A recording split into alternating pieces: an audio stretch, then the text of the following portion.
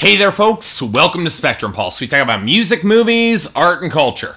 And today we're going to be talking about the newest album from Interpol, titled Pintor. You know, it's a well-known fact that at the beginning of the 2000s, we saw a wave of shockingly great, career-defining records from the indie scene that didn't just define the possibility of a real garage rock revival, but the entire shape of indie rock going forward as we knew it. Bands like The Strokes, The Vines, The Hives, and The White Stripes, they were the first to the punch. But bands like The Killers, Franz Ferdinand, The Arctic Monkeys, and The Yeah Yeahs, they weren't that far behind. But the truly alarming thing is that many of these bands would fail to carry forward a lot of their success and momentum throughout the rest of the decade, either flaming out, breaking out, or delivering significantly mixed results throughout the next 10 years, or at the very least absolutely cursed with the constant comparisons to their early days that many of them would never be able to live down. And one of the most notable of the bands in this category was Interpol, a New York-based indie rock band that absolutely exploded onto the indie scene with the critically beloved Turn on the Lights, and then they followed up with Antics. These are two albums filled with memorably chunky riffs,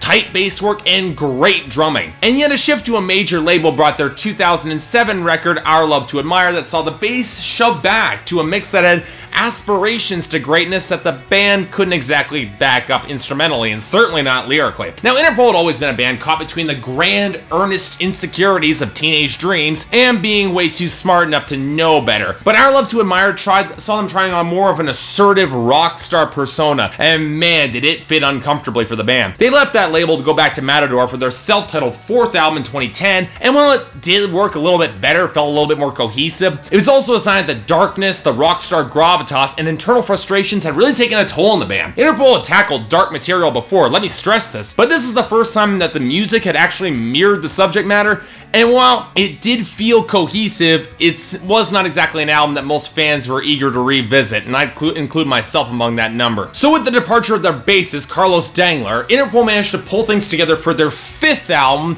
Pintor, an anagram for the band's name in Spanish for The Painter. So I decided to take a look. What'd the album deliver? Honestly, pretty good album. Even though I'd go on record for never really being a very big, huge fan of Interpol, Pintor is an album that does showcase some real creative energy and presence, albeit wearing some of the scars of previous missteps on this record. In other words, while I wouldn't quite say that it's at the level of their real creative heights, it's still a solid album. It's still worth recommending for Interpol fans, and it's an interesting listen for those who are curious, because there's a fair amount going on beneath the surface on this album that's definitely worth considering. But first, let's address the elephant in the room. Carlos Dangler's absence is really felt keenly on this album, because the best of Interpol's work has always been characterized by tight bass riffs, and it's nearly been a decade since that bass work has been properly emphasized in the mix. Now that said, Paul Banks' work on bass, it's solid enough when the mix balance brings it more to the forefront, like on the album openers, All the Rage Back Home and My Desire, and the real aggressive riffing on Breaker 1 that I really liked. Now it's a shame said mix balance is not anything close to consistent, because the production balance on this album is really hit and miss. Now one of Interpol's greatest strengths is its ability to blend very clear, strident guitar lead melodies with potent grooves kept at a tight, aggressive tempo. And with the production balance and slower tempo of this album, the tightness is really not emphasized as much as it should be. Now don't get me wrong, there's still memorable guitar moments, the memorable riffs on Same Town, New Story, or My Desire, or the U2-esque flutter on Everything Is Wrong, but more often than not, the reverb bleeds across the mix and completely saturates the mid-range, which not only makes it all the harder for the bass to really stand out, but also suffocates and washes out so many of the melodies. Songs like My Blue Supreme, Ancient Ways, and Tidal Wave feel like they're swallowed up in their own sound, and the addition of these very thin synthesizer lines, they don't help matters. Tidal Wave is probably the prime example of this. I like the bass and the drums and some of the guitar melodies on this track, but the combination of that constantly repeating high guitar line and lightweight synth and heavy reverb on the vocal production makes the entire track run together into just a total mess. Did not work for me. On that note, the vocals are often a little bit hit or miss here too. Now Paul Banks is always the emotive hangdog presence that has granted his songs a lot of spirit and quiet charm in the past, but the reverb piled onto his vocals do not help them stand out throughout the rest of the mix, and they often feel a little bit too far back. I will say it's reminiscent of current trends and reverb saturated indie rock, but let's be honest, this has been an issue that I've had for Interpol with years now. One of the reasons I've never really been a huge fan of the band is the positioning of the vocals, and to see it become more of an issue on this record, it it does get distracting. Now granted, I get why the reverb was used, mostly because the few attempts where Paul Banks tries to go for a falsetto were pretty cringe-inducing. Mostly because his voice is very thin in this upper range, and the reverb can somewhat obscure that. Unfortunately, not enough though. So okay, I've said some pretty harsh things, so what about the lyrics? Well, Interpol has developed something of a hard reputation over the past decade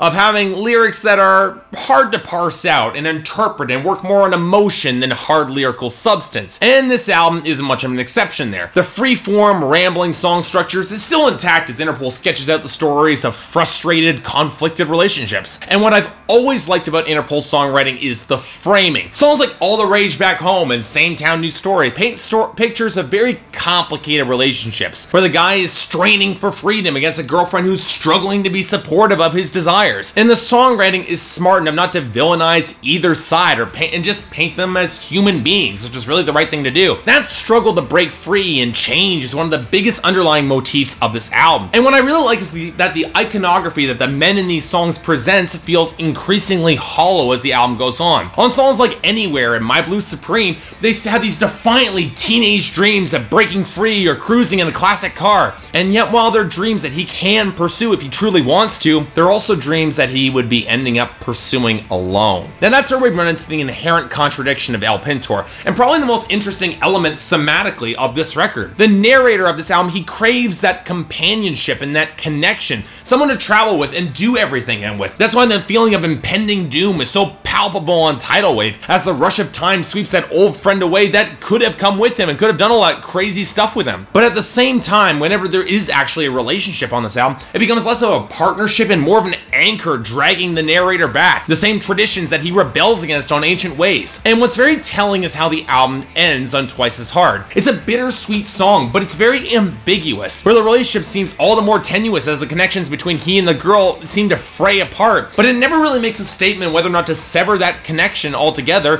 or whether or not he's just recommitting to the girl in question. It seems to imply he's giving in and giving back twice as hard, but the tone of the song is very dark and sour, as if that choice is really the last thing that he really wants to do, even if he believes it's ultimately the right thing to do. And if anything, that's a very telling statement about maturity and settling down that sort of relationship. It's a relationship that's ultimately built on bitterness and resentment, probably won't last, but it's one that he still craves, it's one he still wants, and he wants to hold on to it. It's not as fun as the open ride, but then again, that open ride is only as fun as the person that you're sharing it with, and that person can't always support that blissful irresponsibility forever. Eventually, you do have to settle down. In other words, if you can't tell, the emotional stakes of this album really are quite complicated, and that's a fine word to describe how I feel about this album too. Let me stress that the lyrical ambition, the themes, and many of the riffs are enough for me to recommend El Pintor quite heartily, but it's also a very muddled record that mirrors the conflicted lack of focus that its protagonists feel, and as such, the emotional weight feels very oddly distributed on this album. I think I might respect this record a lot more than I like it, but it's a level of respect that definitely earns this album a solid 7 out of 10,